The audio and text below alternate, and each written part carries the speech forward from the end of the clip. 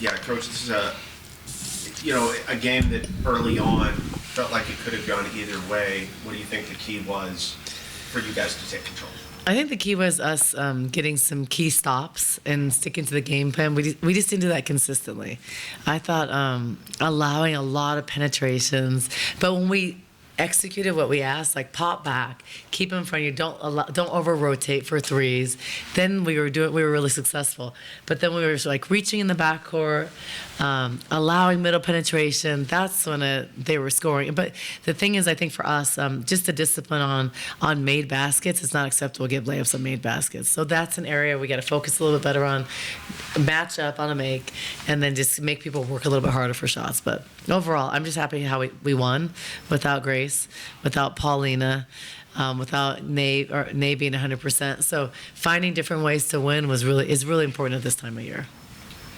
Thank you, Coach. Yeah. Zara, what kind of confidence are you finding right now to go 8 of 8 last game, another 8 of 14 tonight? In a career high 23. Where's this coming from for you? Career high. Woo-woo. Yay. For me, it's just honestly letting the game come to me. I've been feeling really good shooting and attacking the basket. Coach always tells me if you have a lane drive, go. They're really good at going to the basket, playing one-on-one basketball. So that's what I've really been trying to do, finding mismatches and going when I have the chance. How do you know whether you've got a mismatch against a player? Is that through scouting or is it through running around with them and being like, yeah, I'm a little faster than she is? Everything's a mismatch for Zara. No, I mean, Can nobody check Zara one-on-one? Thank you, Ty. As a You player, ain't got to say it for you. I'll say it I for think you. as a player, you just feel that you can attack people because you have an offensive advantage usually because defense is harder. I think that when you're a guard that can score, I think you feel like you have an advantage all the time, right? Yeah, it's a little. Is that true? Yeah, it's a little. I never really both. felt like that. But. No, I mean, I know I'm a quick guard, so when I get my first step, there's not a lot of people that can really come back and challenge me at the basket as well. So usually it's just when I'm on the curl or Ty hands it off to me and I have my first step, if I get my foot ahead of you, I'm going to the basket. I'll make reads after that. And I think what's special about them is it opens up a lot more when you can shoot the ball. Because when you can't shoot the ball, you don't have that advantage because they play off you. So I think that's why at this level, it's really important to be able to shoot. Because you can't shoot, you don't have that first step because they're 4 feet off you. When you can shoot and they both can shoot well, then they have to guard you because they have to play the shot, and then you have the advantage offensively. So that's why young players need to work on shooting because shooting is key to be successful. And you guys are a good shooting team. You have proven that. But Ty, you guys didn't have to rely on putting up 33s in this game. Thank God. Selected with your 3-point shot. So what were you looking for in the offense tonight? That just comes with growth. We're trying to just learn each other as a team. And like Coach Barnes said, it's not really working for us. We know we can shoot, but it can be easier shots. So the drive, the extra pass, the kick. Just looking to be more poised on offense because we're a veteran group. So we don't really have to rush anything. It's going to come. Instead of taking it early on in the shot clock, we can wait. And then after we hit a few, we get a feel for it, then we can start shooting early, when we got the hot hand. But let's get the hot hand first, you know what I'm saying, by just swinging the ball early. So just being more poised and executing the offense fully through. Ty, I know you missed the very beginning of the season, so now you had a great game last game and a great game this game. Do you really? Ty is back. Yeah, everybody, I'm gonna get this on camera. She's back. She was on vacation on siesta for a couple games, a little banged up, but now she's back, and we're happy. Doing her thing. Absolutely. Doing her thing. That was it. Can I She was doing her thing. She's back. I feel like Coach just answered. She's playing. This is how Ty plays, and she's not even shooting the ball like she normally does. She'll even shoot it more efficiently, but in this game. But I think what I pointed out to them, we still are taking 15 threes, but the difference is in the way we're taking them. We're not settling for them. The difference now is before we're just think about it, a couple of games we were one for 17, we were 3 for 26. Really bad percentages because we were taking all contested bad shots. But now what we're doing differently is we're driving to draw people to get our teammates shots, and they're taking 1-2 step open shots. Before the last couple of games, they never had an open uncontested 3. Now they're having that. So now you see our percentage will be around the 40%, maybe a little bit lower 3-point shooting team because of the way we're taking them. And today I think we even took 2 or 3 bad ones. But overall, as we're drawing players, Miriam's unstoppable inside right now. So then we're gonna get open threes off of that. So just all those little things, and they're trusting the process and they're executing it. And, coming into the game, almost 70% of your rebounds were on the offensive end. Has that always been a big focus of yours, or why are you so good at attacking the offensive glass?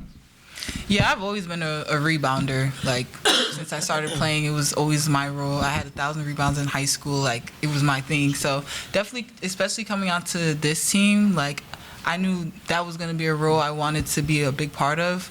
It was a big part of my recruitment, I felt like. So I just try to be relentless on the glass, sacrifice my body, and just try to go for any miss. Yeah.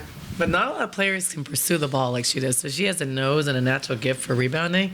Because it's one thing being strong and athletic, but she's strong and athletic and anticipates well. Mm-hmm. So she has the ability to go in and attack it. And most Understands the people don't angles of have it, that. yeah. And most people don't even have the pride in pursuing like that. So I like the way she really fights, because a lot of times she's fighting by herself, because the other people are looking on the perimeter waiting for 3-point shots. And then we watch Miriam in there, but we're getting better at that. But she is pursuing it and wants it, and that's an effort and mentality thing, and she's good at it. And then she puts on, she's super strong and athletic. But I just love the way she's finishing inside offensively too. Mm-hmm. So at the beginning, she was in the beginning of the game, she kept on kicking him out, and I said, no. I said, when you get offensive rebound, you need to go back up, because she's strong and she can do that, and she's smart. She never shoots over 3 people, and if she does, sometimes she's strong enough to do it. Mm-hmm. So I encouraged her to keep on. Going up for shots, and then later on you can kick out for threes, but she can finish them, and she was 100% from the floor. But she should be able to shoot 60% from the floor. Like, that's my expectation for her, and that's what she's capable of doing. You went to the locker room at halftime up 4, and you won by 13, but at one point I think you got up to 20. 6, Or almost 20. Yeah. What were your main adjustments or topics of discussion in the locker room at halftime? It's just talking about rotation and being in help side. So we were getting to the help side, but we weren't helping the helper. And this one right here, we were working on that. But so it's one thing, there's one rotation, but it's that second rotation that's hugging on, I'm not going to say what they do on the backside, but hugging your player. They have to rotate and help the helper, because the next time the post doesn't want to go. So I think just understanding that, and we have to get better at that. And I'm telling them it's for the long haul, for the whole season. It's not about today. It's about the habits and being consistent with those habits that need to show up in the next month. And we're going into conference. We're playing Arkansas this week. We're playing Syracuse. If you don't do it then, you lose by 40. So I think that's just the habits and the consistency is what we need, and to be able to execute offensively. Those are little discipline things that are controllables that we can do, and we have to do that. But we are better than we were a couple weeks ago. Okay, so to follow that, you're, 9 games in? Yeah. And as you said, you're a veteran team, but a lot of you are still getting to know each other, having played at other schools. And if you look at the start of the season to now, where have you seen the biggest growth or progress in this team? Offensively, and defensively. I didn't know what we did well in the beginning. We have to get better, but I think that the difference offensively is that we're starting to share the basketball. We are getting more assists. Before we barely had any assists. So we're 15 assists. So no, that's not that great. 15 on 27 field goals. But so I'd like to say like 21 on 27 field goals. That means we're sharing the ball a lot. But I think that we're making extra passes. We're executing stuff that I asked for more. When we do, we get an open shot. When we don't, it's chaotic. But we have the ability to do that now. We didn't do that a couple weeks ago. Defensively, we're better one-on-one. We're better at taking less chances in the backcourt. It didn't show consistently tonight, but when it did, we sustained that lead and we got to almost 20. When it didn't, they got shots. But I think they're just understanding and putting more minutes together. Before, I'd say we had like 5 minutes of good basketball. Now we probably have 20. So we will get to the point where we have 30, 35. We're not there yet, though. And we're also deeper into our rotation. As the games get harder, your rotations get more limited. So you play as certain people that have a better understanding. So right now we're playing everybody, and that's not the reality. Everybody won't play in the next few weeks. So you'll play a more consistent group. You'll play people more in positions. We'll get everybody healthy, and that's part of that.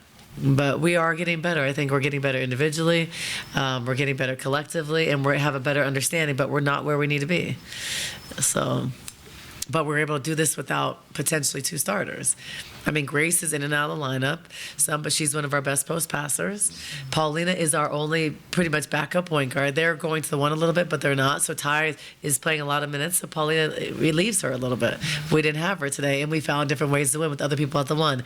We played really big. We played Jaw at the 2-3 sometimes. So we played with that. So we got a little bit more turnovers, and Jaw likes to dribble a lot, so we got to work on that. But, we're able to do different things that will help us later in case something happens, but we just have to get a little bit more disciplined in what we do. Like running offense, helping the helper, knowing when to contain, knowing when to be aggressive. Those are little things that they're still learning. And being a veteran team is one thing, but coming from a completely different system is another thing. If you came from a pack line for 5 years, you got to come in, we're doing more pressure, it's an adjustment. Example is Janiyah. They were very scout specific at Stanford, played pack line. We are opposite. And so it takes time to get out of different habits. We press a little bit more than all of them are used to.